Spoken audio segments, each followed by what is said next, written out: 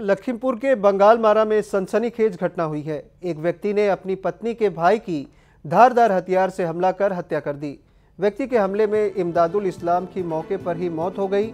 वहीं व्यक्ति के हमले में 2 अन्य व्यक्ति भी घायल हो गए।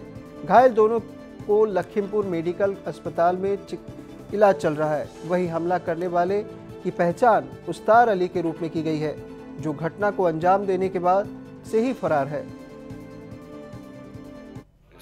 नातिनी माने बिया दिले তাত বিয়া দিয়াৰ পিছত ইয়াত আহিছে ঘৰত আজি আলহী খাবলৈ। আলহী খোৱাৰ পিছত তাৰপিছত আপোনাৰ সিহঁতো আহিছে আজি সন্ধিয়াকে 2 জন আহিছে। আহাৰ পিছত খাওয়া লোৱা কৰি কিবা এটা তক্ৰ বিতৰ্কৰ মাজত আপোনাৰ চাকু লৈ আহি গ'ল। ইমান ডাঙৰ ঘৰৰ পৰা লৈ আহিছে। আহাৰ পিছত চাকুনে ডেগাৰ আনি পেলাই তাৰপিছত আপোনাৰ দৰজাটো কথা কথা চলি আছে। তাৰপিছত দৰজাটো লক কৰি দিলে। লক কৰি দি পেলাই মাৰি দিলে।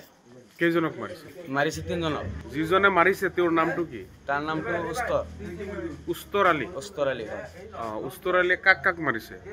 দুইটা তাৰ চালা হয়, এটা তাৰ পেহী হয়। 2 জনক মাৰিছে। ফুলহালি 1-2 জন।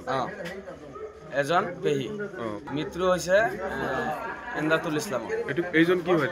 এইজন হেৰি হয়, ফুলহালি। আৰু এজন ফুলহালি, এজন পেহী। বাকী 2জনৰ অৱস্থা বহুত বেয়া হৈ আছে। এতিয়া লখিমপুৰ লৈ যাবলৈ কৈছে।